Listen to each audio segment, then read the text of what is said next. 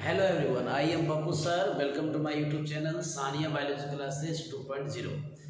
तो आज हम आपके लिए लेकर आए हैं एग्ज़ाम एंटीबायोटिक 2024 का एक नया सेशन, और जिसमें आपको पिछले प्रीवियस सेशन में आपको करवाया गया था बहित मल उपचार में सूक्ष्मजीव का क्या योगदान होता है मानव कल्याण के लिए, और घरेलू उत्पाद में सूक्ष्मजीव का क्या उपयोग होता है मानव कल्याण के लिए, और आपको बताया गया था औद्योगिक उत्पाद में किस प्रकार से सूक्ष्मजीव की भूमिका होती है।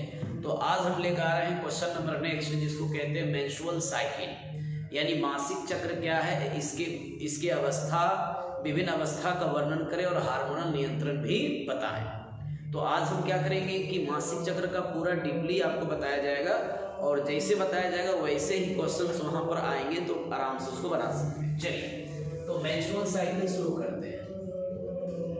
Menstrual cycle, menstrual cycle, menstrual cycle को हम लोग मासिक चक्र कहते हैं हिंदी में। मासिक चक्र इसको कहा जाता है हिंदी में। इसका जो अदर नेम है यूटेराइन साइकिल भी इसको कहते हैं, यूटेराइन साइकिल भी कहते हैं।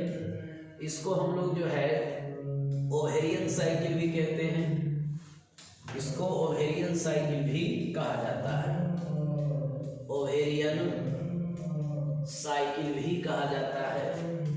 और इसको जो है मेंस भी कहते हैं, मेंसेस भी कहते हैं। इसको जो है मंथली साइकिल भी कहा जाता है, मंथली साइकिल भी कहा जाता है।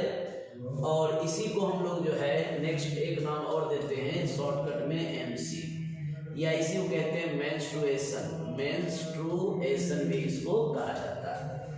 लेकिन इसका सबसे कॉमन नेम जो होता है, जो कॉमन नाम है इसका, सबसे ज़्यादा बढ़िया नाम इसका माना जाता है मेंस्ट्रुअल साइकिल। यही याद रखना है, मेंस्ट्रुअल साइकिल यानी कि मासिक चक्र क्या होता है। तो क्वेश्चन जैसे ही आता है कि मासिक चक्र क्या होता है और इसकी अवस्था का वर्णन करें, तो एक एक करके डील करेंगे। इसी का दूसरा नाम है गर्भाशयी चक्र, गर्भाशयी चक्र को कहते हैं यूटेराइन साइकिल, इसी को ओवेरियन साइकिल कहते हैं, इसी को मेंसेस कहते हैं, इसी को मंथली साइकिल कहते हैं, इसी को एमसी या मेंस्ट्रुएशन कहते हैं। इसका नाम जो है यूटेराइन साइकिल क्यों पड़ा? यूटेराइन साइकिल इसका नाम इसलिए पड़ा है, यूटेराइन साइकिल इसका नाम जो है क्यों पड़ा, क्योंकि इसमें गर्भाशय में परिवर्तन होता है। मासिक चक्र के दौरान स्त्रियों के गर्भाशय में भी परिवर्तन आते हैं, और इसका नाम ओवेरियन साइकिल क्यों पड़ा, क्योंकि मासिक चक्र के दौरान स्त्री के अंडाशय में भी परिवर्तन आते हैं। ठीक है, अब कहते हैं इसे मेंस भी कहते हैं, क्योंकि मेंस बोले या इसी को पीरियड कहा जाता है, इसी को क्या बोला जाता है, पीरियड, यानी पीरियड भी हम इसको कह सकते हैं।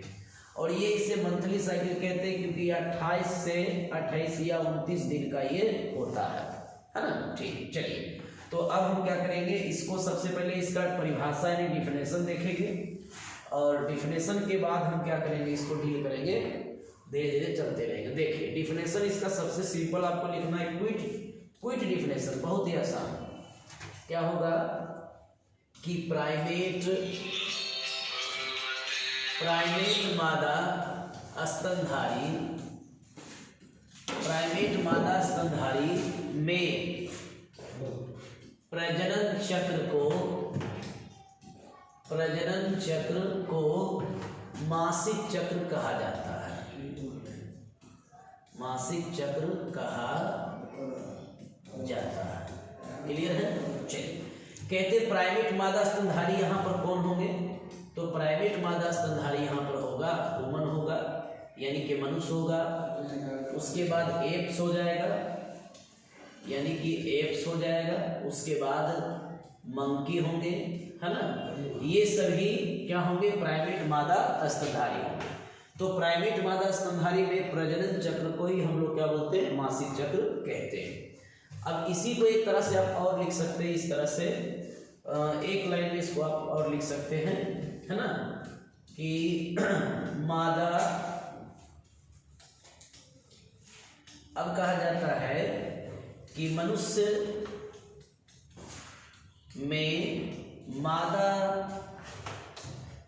में स्त्री के अंडाशय अंडाशय में, मनुष्य के स्त्री के अंडाशय में प्रत्येक माह के 28वें या 29वें दिन चक्रीय परिवर्तन होता है। चक्रीय परिवर्तन होता है, चक्रीय परिवर्तन होता है, उसे मासिक चक्र कहते हैं। उसे ही हम लोग क्या बोलते हैं? मासिक चक्र कहते हैं। तो कहने का मतलब ये हुआ कि पर साइकिल जो होता है, पर साइकिल एक अंडा यानी 1 एग क्या होगा? अंडाशय से रिलीज होता है। पर साइकिल एक अंडा अंडाशय से क्या होगा? ओवरी से रिलीज होता है। अब इसका डिफिनेशन मनुष्य के लिए क्या बनाए हैं? मासिक चक्र का डिफिनेशन मनुष्य के लिए क्या होगा कि मनुष्य के जो होते हैं, मनुष्य के स्त्री में यानी मनुष्य के स्त्री में अंडाशय में प्रत्येक माह के यानी एवरी मंथ यानी प्रत्येक माह के 28वें या 29वें दिन यानी 28 to 29 डेज पर क्या होता है? एक चक्रीय परिवर्तन होते हैं। कहाँ पर चक्रीय परिवर्तन होता है? चक्रीय परिवर्तन कहाँ पर होता है? अंडाशय में होता है। यहाँ पर अंडाशय आप जोड़ दीजिएगा, अंडाशय में होता है, उसे मासिक चक्र कहते हैं। ठीक है, फिर से डिफिनेशन को क्लियर करेंगे कि जैसे आपको बोला जाएगा मेंस्ट्रुअल साइकिल आपका जो है प्राइमेट मादा स्तनधारी में भी चलता है। तो प्राइमेट मादा स्तनधारी में केवल मनुष्य ही नहीं आते हैं, एप्स भी आता है, मंकी भी आते हैं। तो हम लोग एप्स, मंकी और ह्यूमन इन सभी के साथ कलेक्टिवली यानी कि कंबाइंड में डिफिनेशन एक लिखेंगे कि प्राइमेट मादा स्तनधारी में जो प्रजनन चक्र होते हैं, रिप्रोडक्टिव साइकिल जो होते हैं, उसी को क्या बोलते हैं? मेंस्ट्रुअल साइकिल यानी कि मासिक चक्र कहते हैं। अब कहते हैं मनुष्य के लिए स्पेशल डिफिनेशन बनेगा मासिक चक्र का। तो क्या लिखेंगे कि मनुष्य में स्त्री के अंडाशय में प्रत्येक माह के 28वें या 29वें दिन में चक्रीय क्या होते हैं? चक्रीय परिवर्तन होता है। क्या होता है? चक्रीय परिवर्तन होता है, उसे मासिक चक्र कहते हैं। तो कहते हैं पर साइकिल एक ओवा यानी एक अंडाणु रिलीज होता है। कहाँ से? अंडाशय से। चलिए, तो आपको जो है कि इस लाइन को हम और क्लियरली यहाँ पर कर देते हैं, ये ध्यान दीजिएगा। कहते हैं कि पर साइकिल 1 एग और ओवा क्या होते हैं? मुक्त होता है। कहाँ से मुक्त होता है? अंडाशय से क्या होता है? मुक्त होता है। ठीक है ना? तो प्रत्येक क्या करता है? प्रत्येक साइकिल क्या होते हैं कि एक अंडा यानी कि अंडाणु क्या करता है? मुक्त होता है अंडाशय से। ठीक है, चलिए तो अब आगे देखें। कहते हैं कि अब्सेंस ऑफ एमसी यानी एमसी कब कब अनुपस्थित हो सकता है? एमसी की अनुपस्थिति कब जो है कि एमसी अनुपस्थित रह सकता है। तो बहुत सारी स्थिति ऐसे हैं, जैसे बिफोर बात किया जाए बिफोर पुबर्टी यानी कि पुबर्टी से पहले मेंस्ट्रुअल साइकिल चालू नहीं होगा।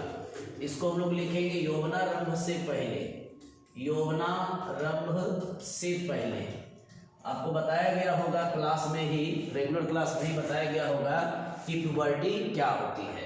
तो जिस अवस्था में मनुष्य के प्रजनन अंग एक्टिव हो जाते हैं, सक्रिय हो जाते हैं, या जिस अवस्था में क्या होते हैं कि हार्मोनल चेंजेज आने लगता है, यानी कि प्रजनन अंग में हार्मोनल चेंजेस जब आने लगता है जिस अवस्था में, तो उस अवस्था को हम लोग कहते हैं पुबर्टी। तो कहा जाता है पुबर्टी जब तक ले नहीं आएगा तब तक ले मेंस्ट्रुअल साइकिल चालू नहीं होगा। अब दूसरा क्या है कि प्रेगनेंसी यानी ड्यूरिंग प्रेगनेंसी, अगर कोई स्त्री प्रेगनेंसी स्टेज में आ गया यानी कि प्रेग्नेंट हो गया है, तो उस समय क्या होगा कि नहीं मेंस्ट्रुअल साइकिल क्या होगा, बंद हो जाएगा। मेंस्ट्रुअल साइकिल गर्भावस्था के दौरान, यानी कहने का मतलब ये हुआ कि एमसी जो है स्त्रियों में कब कब अनुपस्थित रहता है, तो यौवनारंभ से पहले और गर्भावस्था के दौरान। तीसरा कहते गर्भावस्था, कहते कि अगर किसी स्त्री अगर कोई भी स्त्री हो, उसका अचानक क्या करता है कि मेंस्ट्रुअल साइकिल क्लोज हो जाता है, तो वो क्या करता है, एक्टिव यानी इंडिकेट करता है, यानी कि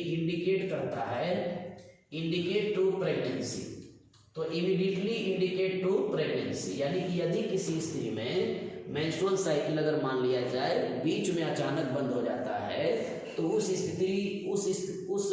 स्थिति में स्त्री को ये फील होता है कि हम प्रेग्नेंट तो नहीं हैं। तो ये क्या करता है, क्वेश्चन आ सकता है कि किसी फीमेल में, है ना, किसी फीमेल में मेंस्ट्रुअल साइकिल सडनली अचानक रुक जाए तो वो किसको इंडिकेट करता है, तो कहिएगा प्रेगनेंसी को, यानी गर्भावस्था को इंडिकेट करता है। चलिए, तो इस लाइन को आप ध्यान में रखिएगा, इसको हम एडिट कर देते हैं यहाँ से। हाँ ठीक है। अब कहा जाता है कि आफ्टर मेनोपॉज, यानी कि कहा जाता है कि मेनोपॉज रजोना वृद्धि। अगर किसी स्त्री का उम्र 45 से 50 वर्ष के बीच है, तो 45 से 50 वर्ष के बीच में मेंस्ट्रुअल साइकिल क्या होता है, स्टॉप हो जाता है। इसीलिए मेनो का मतलब यहाँ पर होता है MC, है ना, अब पाउज माने होता है स्टॉप। तो जिसका MC यानी मेंस्ट्रुअल साइकिल रुक जाए उसको कहा जाता है मेनोपॉज। तो मेनोपॉज जो है इंडिकेट करता है किसको, एजिंग को, यानी एजिंग का मतलब हुआ उम्र को। अगर किसी स्त्री की उम्र 45 से 50 वर्ष हो गया है तो उसमें मेंस्ट्रुअल साइकिल बंद हो जाता है। जब मेंस्ट्रुअल साइकिल उसकी बंद हो जाएगी तो पर साइकिल ओवा नहीं निकलेगा, और ओवा अगर नहीं निकला तो वो माँ बनने के लायक नहीं रहेगी, यानी कि वो बाद में, या कह सकते हैं कि वो कभी भी प्रेगनेंसी स्टेज में नहीं आएगा। चलिए ठीक है। तो इन सभी कारणों से मेंस्ट्रुअल साइकिल क्या होगा कि यानी कि स्त्रियों में चालू नहीं होगा। इन सभी स्थिति में मेंस्ट्रुअल साइकिल अब्सेंट होंगे, क्या होंगे, अब्सेंट होंगे। चलिए ठीक है। अब कहा जाता है कि मेंस्ट्रुअल फ्लो अगर पूछा जाए तो क्या जवाब दीजिएगा। अब कहा जाता है अकर मेंस्ट्रुअल साइकिल कब होता है, यानी उपस्थिति। मेंस्ट्रुअल साइकिल अगर पूछा जाए कब होता है, इसकी अकरेंस क्या होती है, तो कहते हैं एट पुबर्टी, यानी कि पुबर्टी के समय, यौवनारंभ के समय जो है कि ये उत्पन्न होगा। यौवनारंभ की उम्र क्या है, 10 से 12 वर्ष। स्त्रियों में क्या होते हैं कि 10 से 12 वर्ष जब स्त्री की उम्र हो जाती है तो वो पुबर्टी स्टेज में आ जाती है, और इसी स्टेज में मेंस्ट्रुअल साइकिल उसका चालू होता है। चलिए, तो अब उसके बाद ये बताया जाता है कि मेंस्ट्रुअल फ्लो जब पर मंथ क्या होते हैं कि मेंस्ट्रुअल साइकिल जब उसमें चलता है, स्त्री के शरीर में रीडिंग होता है, मेंस्ट्रुअल साइकिल रीड होता है, तो उस समय मेंस्ट्रुअल ब्लड के साथ साथ और क्या क्या बाहर निकलते हैं उसको देखना होगा। तो कहते हैं ये हो गया मासिक प्रवाह में क्या क्या होगा। कहने का मतलब यहाँ बहुत ही ज़्यादा सिंपल है, ये जानिएगा कि पहला नंबर तो उसमें ब्लड बाहर निकलता है।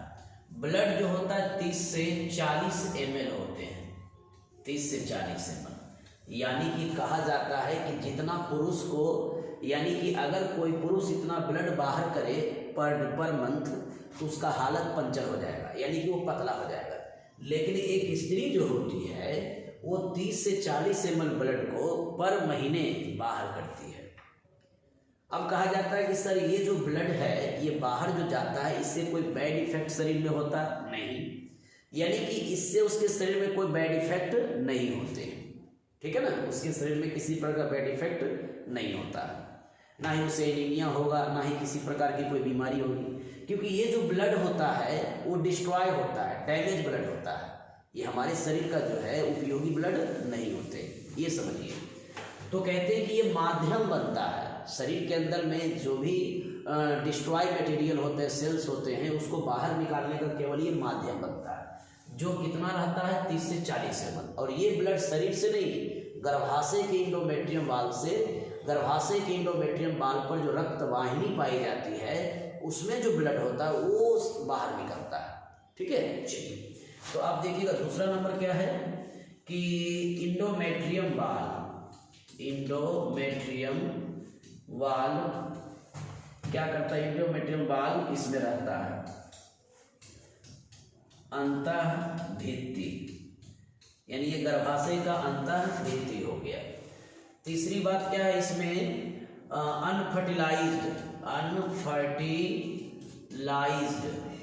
अनफर्टिलाइज्ड एग होते हैं, एग या ओवा होता है, अनिषेचित अंडा होता है। कहने का मतलब ये हुआ कि जब कोई भी स्त्री क्या करती है, सेक्सुअल इंटरकोर्स नहीं कर रही है, नॉर्मली अपना लाइफ को सरवाइव कर रहा है, यानी कि जी रहा है, व्यतीत कर रहा है, तो उस कंडीशन में पर मंथ जो एक ओवा निकलता है बाहर उस स्त्री के शरीर से, फीमेल के शरीर से, पर मंथ एक ओवा, एक अंडाणु जो बाहर निकलता है, तो अगर वो शुक्राणु उसको नहीं मिला तो फर्टिलाइज नहीं होगा। जब वो फर्टिलाइज नहीं होगा तो क्या होगा, वो नेक्स्ट मेंस्ट्रुअल साइकिल में क्या करेगा, वो बाहर निकल जाएगा। तो ये जो बाहर निकलता है अनफर्टिलाइज्ड एग, ये डेथ होता है, यानी मरा हुआ ओवा होता है। ठीक है, चलिए चौथा जिसका नाम होगा तो ब्लड हो गया, इंडोमेट्रियम बाल हो गया, उसके बाद क्या होगा, डिजेनरेट फॉलिकल, जिसको हम लोग बोलते हैं कार्पस एल्बिकेंस। कार्पस एल्बिकेंस होते हैं, कार्पस एल्बिकेंस, कार्पस एल्बिकेंस होते हैं, ठीक है ना। इसको हम लोग बोलते हैं डिजेनरेट फॉलिकल भी कह सकते हैं, डिजेनरेट फॉलिकल्स भी होते हैं, है ना। आप देखे होंगे कि मेंस्ट्रुअल साइकिल के दौरान क्या होता है कि 14वें दिन पर ग्राफियल फॉलिकल क्या करता है, फटता है, तो एक अंडाणु बाहर आता है, और एक अंडाणु जब बाहर आता है तो क्या होता है कि बचे हुए कार्पस लुटियम, ये बचे हुए ग्राफियल फॉलिकल का जो टूटा हुआ भाग होता है वो कार्पस लुटियम बनाता है। कार्पस लुटियम बनने के बाद क्या होता है कि कार्पस एल्बिकेंस बनता है, और वही कार्पस एल्बिकेंस क्या करता है, फिर ओवरी से बाहर निकल जाता है और वेजिना के थ्रू वो क्या करता है, बाहर आ जाता है। चलिए, तो कार्पस एल्बिकेंस जो है ये क्या करता है कि मेंस्ट्रुअल फ्लो में रहता है। ठीक है, चलिए उसके बाद है आर्कटिक फॉलिकल भी रहता है, आर्कटिक फॉलिकल, आर्कटिक फॉलिकल जो डेवलप नहीं कर पाता है वो फॉलिकल भी रहता है, जिसको बोलते हैं आर्कटिक पुटिका। आर्कटिक पुटिका भी इसमें पाया जाता है। चलिए हो गया, तो मेंस्ट्रुअल साइकिल कब अनुपस्थित रहता है वो बता दिए। मेंस्ट्रुअल साइकिल के दौरान मेंस्ट्रुअल ब्लड में क्या क्या पाए जाते हैं वो आपको बता दिया गया, शरीर से क्या क्या बाहर निकलता है वो आपको बता दिया गया। चलिए, तो अब नेक्स्ट हम लोग देखते हैं कि इसके कुछ वर्ड हैं, जैसे कि मेनोपॉज है, मेनोपॉज किसे कहते हैं। उसके बाद एक वर्ड है कि मेनार किसे कहते हैं। उसके बाद एक वर्ड है कि पीरियड क्या है, यानी कि पीरियड किसे कहते हैं। ये सारे टर्म को हम डील करेंगे तुरंत। ठीक है, चलिए, तो पहले मेनोपॉज आ जाइए। कहते हैं कि मासिक चक्र का रुक जाना, मासिक चक्र का रुक जाना कहलाता है मेनोपॉज। और ये किस एज में रुक जाता है, तो 45 to 50 ईयर्स में रुक जाता है। ठीक है, चलिए अब दूसरा है मेनार, इसको बोलते हैं रजोधर्म, रजोधर्म इसको कहा जाता है, इसको रजोधर्म कहा जाता है, और इसको कहा जाता है रजोनावृत्ति, रजोनावृत्ति इसको कहते हैं। कहते हैं कि मासिक चक्र के शुरुआत को, यानी कि जब मासिक चक्र का शुरू होता है पहली बार, जब किसी स्त्री में पहली बार मेंस्ट्रुअल साइकिल शुरू होती है तो उसको कहा गया है मेनार यानी रजोधर्म। और जब किसी स्त्री में मासिक चक्र रुक जाती है तो उसको कहा जाता है रजोनावृत्ति। चलिए, पीरियड क्या है, तो कहते हैं कि प्रत्येक माह के 28वें या 29वें दिन तक जो चलता है चक्र, उसी को क्या बोलते हैं, पीरियड कहते हैं। ठीक है, चलिए, तो आप देखे होंगे यहाँ पर ध्यान दीजिएगा, इसका नाम रजोधर्म क्यों रखाया, तो आपको पता होना चाहिए एक जगह है गुवाहाटी, यानी कि आप गुवाहाटी गए होंगे तो आपको पता होगा गुवाहाटी में एक जो है कि मंदिर है, कामाख्या मंदिर, है ना। आप देखे होंगे गुवाहाटी में एक मंदिर है कामाख्या, तो कामाख्या मंदिर में जो होती है वो योनि की पूजा होती है, यौनी यानी कि भेजना का पूजा होता है। अब कहते हैं कि इस टॉपिक को हमने धर्म से क्यों जोड़ा, क्योंकि इस टॉपिक को धर्म से जोड़ने से ही आपको ज़्यादा समझ में यहाँ पर कवर करेगा। तो वहाँ पर कामाख्या में यौनी की पूजा होती है यानी भेजना की पूजा होती है, और यहाँ पर क्या होता है कि इस जगह में यानी इस जहाँ पर ये मंदिर है यानी कि आसाम में पड़ता है, जहाँ पर ये मंदिर है वहाँ के आसपास के जो गांव क्षेत्र होते हैं वहाँ के स्त्री में जब पहली बार मेंस्ट्रुअल साइकिल क्या होता है शुरू होता है तो उसको हल्दी के पानी से नहवाया जाता है, गंगा जल से उसको नहवाया जाता है और उसकी यौनी की पूजा की जाती है। और वो प्रतीक है, वो दर्शाता है कि अगर किसी स्त्रियों में मेंस्ट्रुअल साइकिल शुरू हो गया है तो वो अब संतान जन्म देने के लायक हो गया। यानी ये इंडिकेटेड टू फर्टिलिटी, यानी फीमेल की जो फर्टिलिटी होती है वो इंडिकेट करता है। मेंस्ट्रुअल साइकिल जैसे स्टार्ट हुआ तो फीमेल की फर्टिलिटी वहाँ पर स्टार्ट हो जाती है। ये इंडिकेट कर देता है आसपास के लोगों को कि जब मेंस्ट्रुअल साइकिल किसी स्त्री में चालू हो जाती है तो वो प्रजनन करने के योग हो जाते हैं या संतान को जन्म देने के योग हो जाते हैं, या उसके प्रजनन अंग अंडाशय, गर्भाशय, फैलोपियन नलिका ये सभी सक्रिय हो जाते हैं भ्रूणीय विकास के लिए, इम्प्लांटेशन के लिए, है ना, और गैस्ट्रोनेशन के लिए एक्टिव हो जाते हैं। बस इसी प्रथा को वहाँ से ही रिपीट किया गया है। तो इस रजोधर्म जो हिंदी नाम है वो इसी प्रथा को देख करके रखाया गया है बायोलॉजी में, कोई दिक्कत इसमें नहीं है। तो इस चीज को आप बैकग्राउंड में जानने का प्रयास कीजिए। चलिए, तो ये काफी चमत्कारी मंदिर है, शक्तिपीठ भी है। आप देखे होंगे कि वहाँ पर भी जो है मेंस्ट्रुअल साइकिल मंदिर में भी क्या होते हैं कि वो जो मंदिर होती है वहाँ पर भी पंडित जी का कहना वहाँ आसपास का रहता है कि वहाँ पर मेंस्ट्रुअल साइकिल का अनुभव किया गया है मंदिर में। चलिए, तो ये सब चीज़ बैकग्राउंड आपको बता दी है। अब आगे हम लोग चर्चा करते हैं। जहाँ एक लाइन और जानिएगा कि जहाँ मेंस्ट्रुअल साइकिल होने से लोगों एक दूसरे से दूर हो जाता है या मंदिर मस्जिद वगैरह में उसको आने जाने से मना किया जाता है, वहीं गुवाहाटी में ये रस्म है कि जहाँ किसी का मेंस्ट्रुअल साइकिल चालू हुआ तो उसको पूजा जाता है, उसकी पूजा की जाती है। समझ गया? तो एक दूसरे का दूसरी तरह से क्या अलग अलग जगहों पर इसका इफेक्ट पड़ रहा है।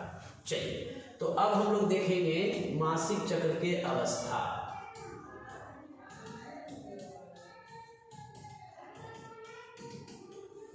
मासिक चक्र के जो अवस्था है उसमें से 4 अवस्था, इसकी कितने अवस्था होंगे? 4। ध्यान से देखिएगा। सबसे पहला अवस्था जो है उसको हम लोग कहते हैं रक्तस्रावी अवस्था यानी ब्लीडिंग फेज, उसको कहा जाता है ब्लीडिंग फेज, इसको कहते हैं ब्लीडिंग फेज कहते हैं। ठीक है। अब कहा जाता है कि यह 3 से 5 दिन का होता है, ये कितने दिन का होता है? 3 से 5 दिन का। अब कहते हैं इसमें इस अवस्था में गर्भाशय के अंतःभित्ति टूटता है। इस अवस्था में गर्भाशय का अंतःभित्ति टूटता है, लेकिन गर्भाशय के साथ रक्त वाहिनी भी होती है। क्या होती है? रक्त वाहिनी भी। गर्भाशय का जो अंतःभित्ति होता है उसमें रक्त वाहिनी जो होती है वो उसके साथ टूटता है। अब कहते हैं दूसरी बात कि इसमें रक्त प्रवाह होता है, इसमें रक्त प्रवाह होता है, इसलिए इसका नाम पड़ा ब्लीडिंग फेज, या इसी को हम लोग बोलते हैं मेंस्ट्रुएशन। क्या बोलते हैं इसको?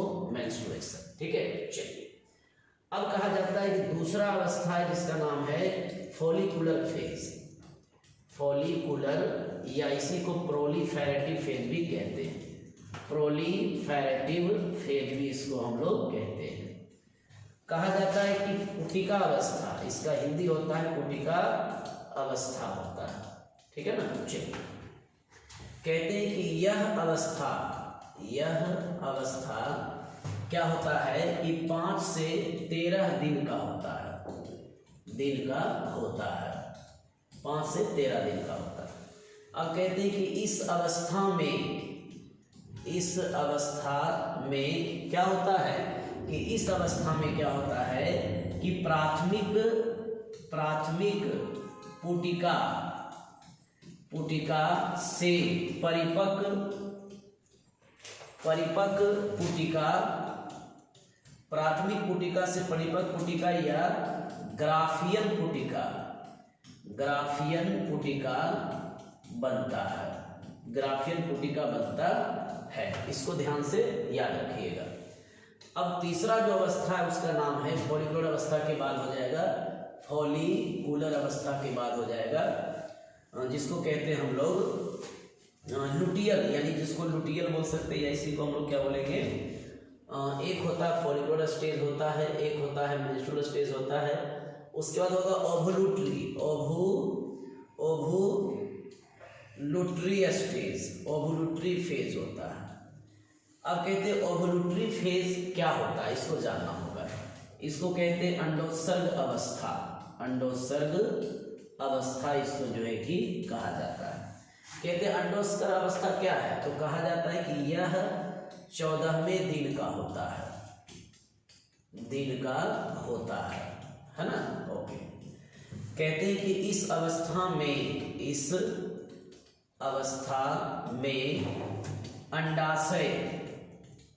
अंडाशय से एक अंडाणु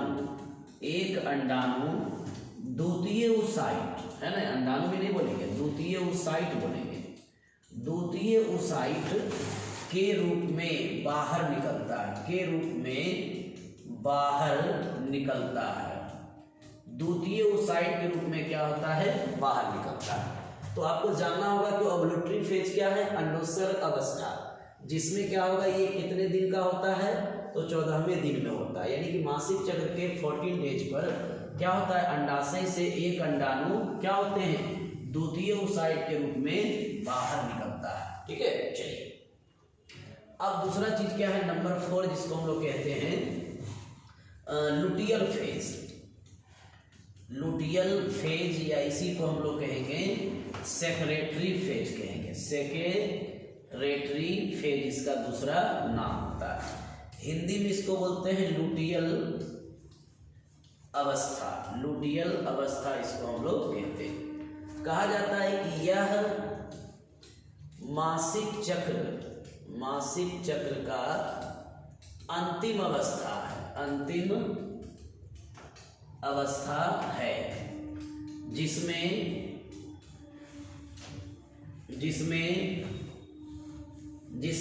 कार्पस लुटियम का विकास होता है ना। उसके बाद नीचे एरो मार के लिखेंगे कि यह 15 से 28 या 29 दिन का होता है ना, कोई दिक्कत नहीं है। एक चीज और आपको यहाँ पर एक लाइन जोड़ना पड़ेगा, इम्पोर्टेंट है कि इस अवस्था में क्या होते हैं, है ना, इस अवस्था में क्या उसको कहा जाता है, गर्भाशय के अंतःभित्ति का मरम्मत होता है, यानी रिपेयर होता है। ठीक है ना, चलिए तो चारों ही अवस्था आपको बता दिया गया है। एक बार सभी को बढ़िया से रिपीट कर लेंगे तो ज़्यादा बढ़िया से काम करेगा। देखिए, तो सबसे पहले हम लोग देखेंगे कि मासिक चक्र के 4 अवस्था होते हैं। यदि कोई भी स्त्री मासिक चक्र जिसके शरीर में चल रहा है, रील हो रहा है, चल रहा है, तो उसके शरीर में 4 अवस्था से वो गुजरेगा। पहला अवस्था होता है जिसको कहते हैं मेंस्ट्रुएशन फेज, या उसको बोलते हैं रक्तस्रावी अवस्था। कहते हैं ये अवस्था 3 से 5 दिन का होता है, यानी कि 3 से 5 दिन का होता है, या कहीं कहीं आपका 1 से 5 दिन का भी लिखा हुआ रहता है, लेकिन ये आपको नहीं लिखना है, ये लिखना है 3 से 5 दिन का होता है। कहते हैं कि 3 से 5 दिन, यानी कि अगर मान लिया जाए कि आज शुरू हुआ मेंस्ट्रुअल साइकिल, तो आज से लेके कि 5वां दिन तक ब्लीडिंग होगा शरीर से, है ना। चलिए, तो कहते हैं इस अवस्था में गर्भाशय के अंतःभित्ति और रक्त वाहिनी, ये दोनों ही क्या करता है, झड़ करके गिरता है बाहर, ब्लड के साथ लिक्विड के रूप में बाहर निकलते हैं, लसलसा पदार्थ के रूप में बाहर निकलते हैं, क्लॉट के रूप में बाहर निकलता है, जमा हुआ बाहर निकलता है। कहते हैं इसमें रक्त प्रवाह होता है, और मासिक चक्र के किसी भी अवस्था में ब्लड फ्लो नहीं होता है, केवल पहले अवस्था में फ्लो होता है, जिसको आप याद रखिएगा बढ़िया से। चलिए अब दूसरी बात है, दूसरा अवस्था है फॉलिकुलर फेज, कहते हैं पुटिका अवस्था। इसमें कहा जाता है कि ये 5 से लेकर 13 दिन का होता है, यानी मासिक चक्र का जो दूसरा अवस्था है जिसको कहते हैं प्रोलिफेरेटिव फेज या उसको बोलते हैं पुटिका अवस्था, ये 5 से 13 दिन का होता है। कहते हैं कि इस अवस्था में जो प्राथमिक पुटिका होती है वो क्या करता है कि परिपक्व पुटिका बनाता है। क्या बनाता है? परिपक्व पुटिका।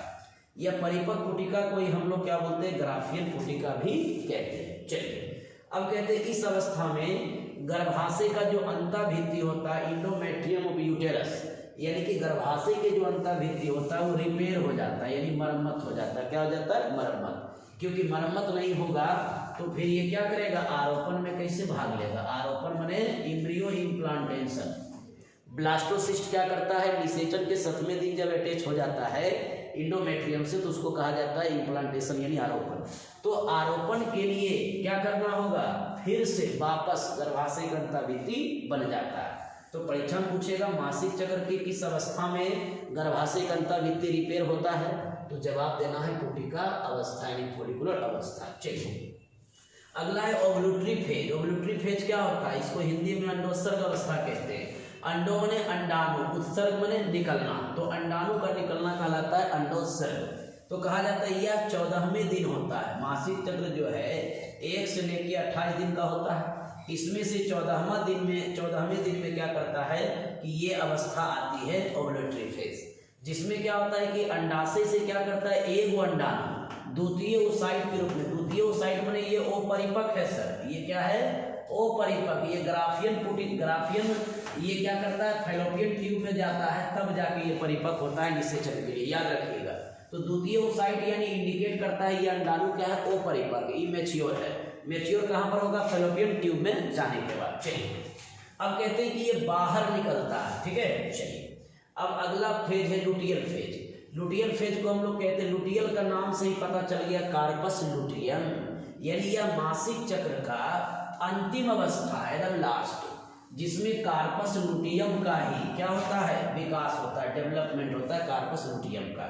और कार्पस लुटियम से बनते हैं कार्पस एल्बिकेंस, ध्यान दीजिएगा। कहते हैं यह अवस्था 15 से 28 दिन या 29वें दिन का होता है।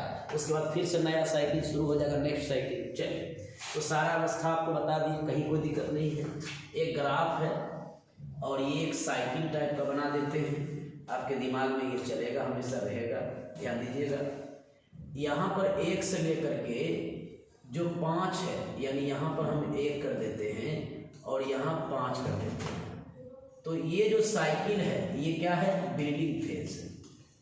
इसको हम लोग बोलेंगे ब्लीडिंग फेज बोलेंगे, ठीक है। चलिए 5 से लेकर के हम यहाँ कर देते हैं 13, 5 से लेकर के 13 कर देते हैं, तो 5 से लेकर के 13 में ये क्या है आपका, तो फॉलिकुलर फेज है। फॉलिकुलर ये क्या हो गया, फेज हो गया, या इसी को प्रोलिफेरेटिव फेज इसको कहते हैं।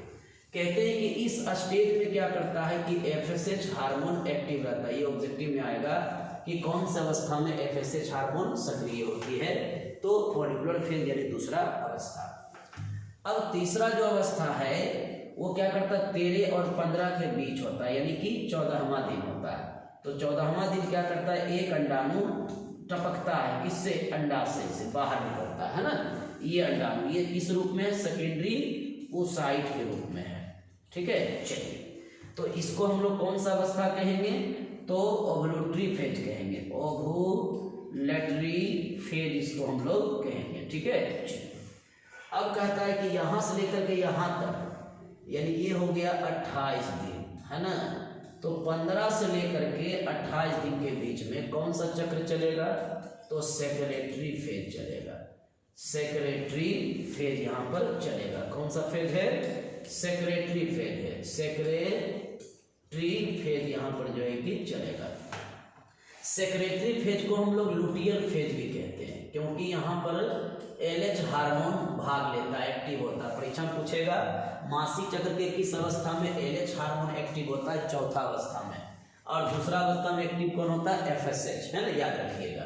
तो ये हो गया सेक्रेटरी फेज आपका, क्लियर हो गया, मासिक चक्र की अवस्था को दिखा दिया गया है। अब कहते हैं इसके कुछ हार्मोनल कंट्रोल हैं, हार्मोनल नियंत्रण देखना है। तो कहा जाता है कि मासिक चक्र के हार्मोनल, यानी कि इसका लास्ट टर्म इसको डील कर देते हैं, हार्मोनल नियंत्रण। मासिक चक्र के हार्मोनल नियंत्रण कहते हैं कि हमारे पीयूष ग्रंथि से जो होता है, पहले हम लोग ये जानेंगे कि हमारे शरीर में हाइपोथैलेमस होते हैं। हाइपोथैलेमस जो एक इंडोक्राइन ग्लैंड, अंतःस्रावी ग्रंथि, हाइपोथैलेमस के नीचे होते हैं पीयूष ग्रंथि। पीयूष ग्रंथि के जो अग्रभाग होता है, अग्रभाग जो होता है पीयूष ग्रंथि का, उससे क्या होता है कि दो हार्मोन यहाँ निकल रहा है, FSH निकल रहा है और क्या निकल रहा है, LH। बस यही दोनों मिल करके क्या करता है कि कंट्रोल करता है किसको, मासिक चक्र को। एक हार्मोन होता है अंडाशयी हार्मोन, अंडाशयी हार्मोन आपका एक होता है, और ये अंडाशयी हार्मोन दो होते हैं, एक होते प्रोजेस्टेरोन होते हैं, और एक होते हैं एस्ट्रोजन होते हैं। तो प्रोजेस्टेरोन और एस्ट्रोजन भी क्या करता है कि अंडाशय से निकलता है और कंट्रोल करता है मासिक चक्र। और ये कहाँ से निकलता है, पीयूष ग्रंथि से, यानी हाइपोथैलेमस क्या करता है, इसको प्रेशराइज करता है, इसको दबाव देता है, तो ये क्या करता है, दबाव से निकालता है। तो ये दबाव से क्या करता है, अपने अग्रभाग से, पीयूष ग्रंथि में 3 भाग होते हैं, अग्रभाग, मध्यभाग, पश्चभाग।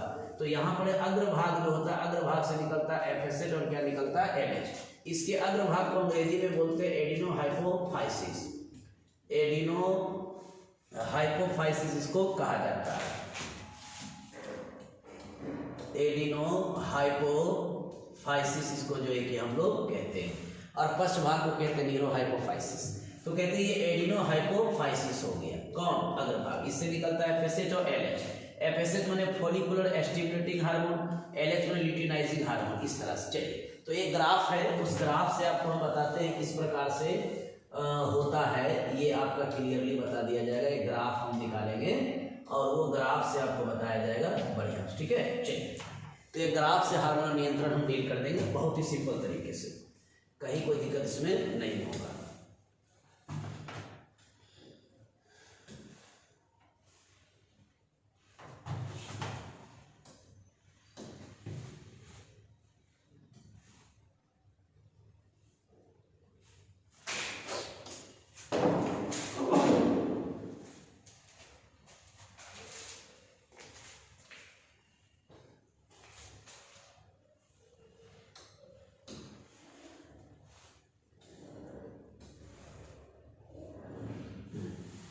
चलिए देखिए, ये ग्राफ है और इस ग्राफ से आपको बताते हैं कि किस प्रकार से ये जो है कि होता है, ठीक है ना। तो ये ग्राफ है, तो इस ग्राफ को हम लोग डील करेंगे यहाँ पर, देखिए, है ना, ये ग्राफ को, ये ग्राफ देखिए। कहते हैं कि इस ग्राफ में आपको दिखाया गया है कि मासिक चक्र का हार्मोनल नियंत्रण कैसे होता है। तो कहते हैं कि यहाँ पर जो है ये अंडाशयी क्या है, यहाँ पर जो है वो क्या है, अंडाशयी घटना को दिखाया जाएगा, और यहाँ पर दिखाया जाएगा पीयूष हार्मोन, पीयूष हार्मोन को जो है कि यहाँ पर दिखाया जाएगा, और यहाँ पर दिखाया जाएगा अंडाशयी हार्मोन को दिखाया जाएगा, अंडाशय हार्मोन, और यहाँ पर क्या दिखाया जाएगा, गर्भाशय घटना, गर्भाशय घटना को दिखाया जाएगा। तो कहते हैं कि यहाँ पर जो है कि ये जो ग्राफ है ये टोटल दिखाता है गर्भाशय में क्या क्या परिवर्तन हो रहा है, और ये दोनों ग्राफ दिखाता है कि ओवरी में जो हार्मोन होते हैं एस्ट्रोजन और प्रोजेस्टेरोन किस प्रकार से प्रतिक्रिया दिखाएगा मासिक चक्र को कंट्रोल करने के लिए। और ये जो है ओवेरियन इवेंट यानी अंडाशयी घटना जो है वो दिखाएगा कि अंडाशय में क्या क्या परिवर्तन हो रहा है। ऊपर में पीयूष हार्मोन जो होते हैं किस प्रकार से एमसी को कंट्रोल करता है उसको दिखाया जा रहा है। देखिएगा, कहते हैं 1 से लेकर के 5 दिन तक में क्या निकलता है, ब्लीडिंग, उसको क्या बोलते हैं हम लोग, मेंसेस, ठीक है। अब कहते हैं मेंसेस, तो ये एस्ट्रोजन और प्रोजेस्टेरोन का ग्राफ दोनों का बराबर हो जाता है कब, जब मेंस्ट्रुअल साइकिल क्या करता है, ब्लड फ्लो होता है। जैसे ही आपका कौन सा अवस्था आता है, पुटिका अवस्था, जैसे ही पुटिका अवस्था आता है तो यहाँ पर एस्ट्रोजन का लेवल बढ़ जाता है। देखिए बढ़ गया और बढ़ जाने के बाद क्या करता है कि ओवुलेशन के समय यानी कि 14वें दिन में 15 और 13 के बीच यानी 14वें दिन में क्या करता है कि इसका लेवल डाउन होने लगता है। देखिए डाउन हो गया। जैसे ही इसका लेवल डाउन होने लगेगा तो एक अंडाणु बाहर टपकेगा, ठीक है, अंडाशय से।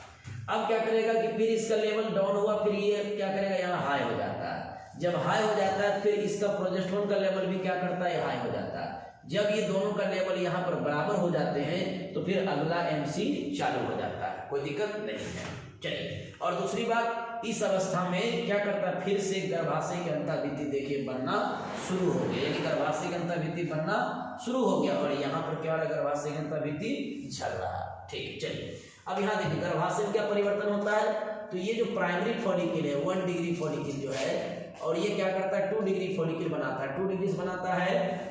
यहाँ पर अगर हम बात करेंगे तो सिंपल में यूज करेंगे ज़्यादा अच्छा रहेगा।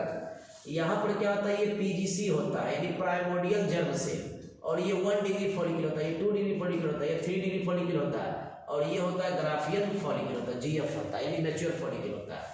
अब कहते हैं कि पीजीसी जो होते हैं ये 1 डिग्री फॉलिकल में कन्वर्ट हो जाता है, फिर इससे 2 डिग्री बनता है, फिर 3 डिग्री, फिर इससे ग्राफियन फॉलिकल। कहते हैं कि 3 डिग्री में ही क्या होता है, एंट्रम पाया जाता है। ये परीक्षा में आ सकता है कि बताइए एंट्रम जो है किस फॉलिकल में दिखाई देता है, तो बोलिएगा 3 डिग्री फॉलिकल में। अब ग्राफियन फॉलिकल जैसे डेवलप होता है तो द्वितीय ओसाइट बन जाते हैं। द्वितीय ओसाइट क्या करता है, 14वें दिन बाहर निकलता है, इसको बोलते हैं अंडोत्सर्ग। अब बचे हुए जो टूटे हुए ग्राफियन फॉलिकल है वो क्या करता है, कार्पस लुटियम में बदल जाता है। अब यही कार्पस लुटियम क्या करेगा, रिग्रेसिंग होगा। रिग्रेसिंग मैंने पूरा सिकुड़ करके छोटा हो जाएगा और बाहर निकल जाएगा किस रूप में, तो कार्पस एल्बिकेंस के रूप में बाहर आ जाएगा। अब ऊपर ग्राफ देखिए, पीयूष ग्रंथि में क्या परिवर्तन होते हैं, तो पीयूष ग्रंथि के जो एफएसएच होते हैं वो स्टार्टिंग में देखिए हाई लेवल से रहता है, फिर लो हो जाता है, फिर यहाँ पर देखिए लो हो गया, फिर यहाँ पर जाकर के हाई हो गया। अब कहते हैं इसका लेवल नीचे लो है, फिर हाई हो जाता है। तो जब एलएच का लेवल हाई होता है तभी अंडाणु बाहर निकलते हैं, यानी एलएच और एस्ट्रोजन का लेवल जब हाई होगा तो अंडाणु बाहर निकलेगा। ठीक है, जब प्रोजेस्टेरोन का लेवल और हमारा ये उसके बाद एफएसएच का लेवल जब डाउन होगा तब जाके फिर से पुनः वापस गर्भाशय का अंतःभित्ति बनेंगे और क्या करेगा कि रिपेयर हो जाएगा गर्भाशय का अंतःभित्ति, और कार्पस लुटियम क्या होगा कि परिपक्व होकर के रिग्रेट हो जाएगा और कार्पस एल्बिकेंस के रूप में बाहर निकल जाएंगे। तो ये जो डायग्राम है, ये डायग्राम क्या दिखाता है, showing hormonal control of MC, showing hormonal control of MC, showing hormonal control of MC. चलिए, तो इस तरह से ये हार्मोन नियंत्रण किया जाता है। इस ग्राफ को बढ़िया से बना लीजिएगा, ठीक है। चलिए, तो अब हम देखते हैं एक नेक्स्ट ग्राफ है, जिस ग्राफ से आपको और ज्यादा क्लियरली हम बता सके, समझ में आए, थोड़ा उसको आप देखिएगा। देखिए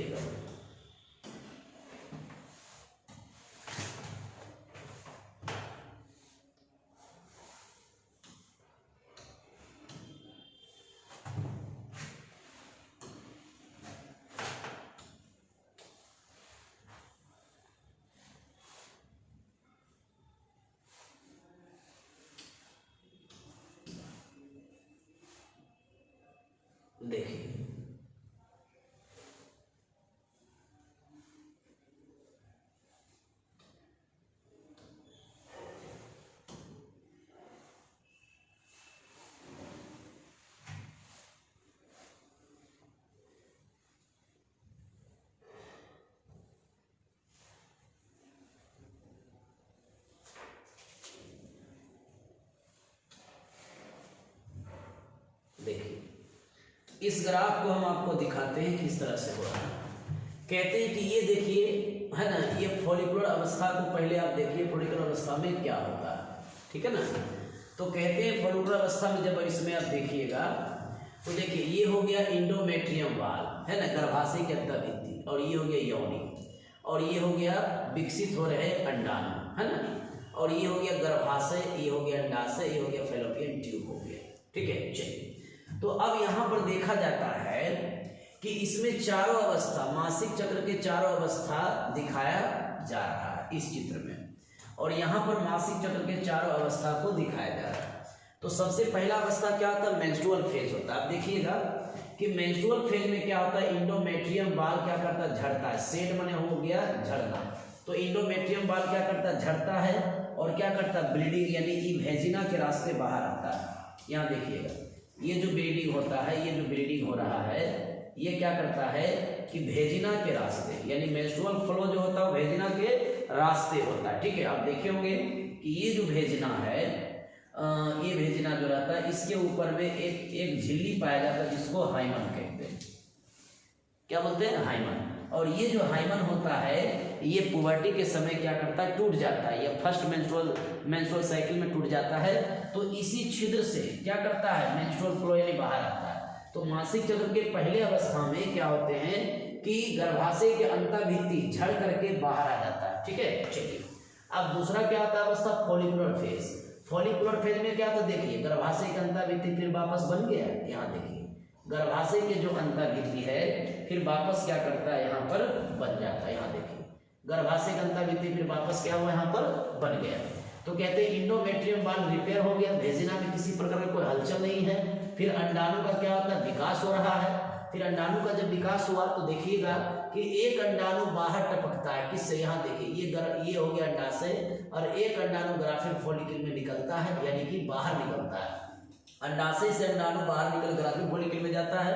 तो ये कहलाता है ओव्यूलेटरी फेज। ये 14वें दिन होता है, 14 डेज पर होता है। और ये कितना दिन में होता है, 3 से 5 दिन का होता है। और ये कितना दिन का होता है, 5 से 13 दिन का, ये आपको बताया गया। अब कहते हैं कि ये जो है 15 से लेकर के 28 दिन का जो होता है वो लुटियल फेज होता है।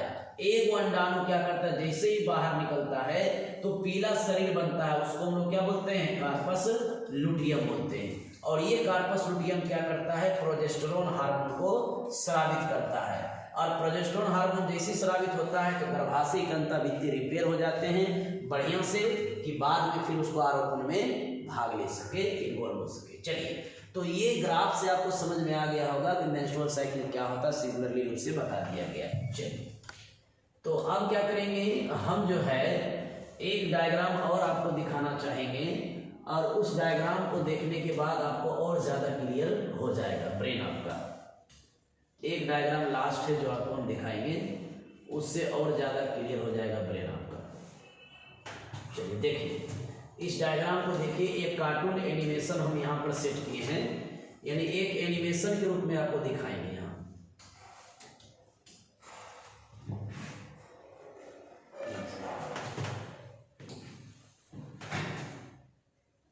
एक एनिमेशन के रूप में हम आपको दिखाएंगे ये क्या होता है।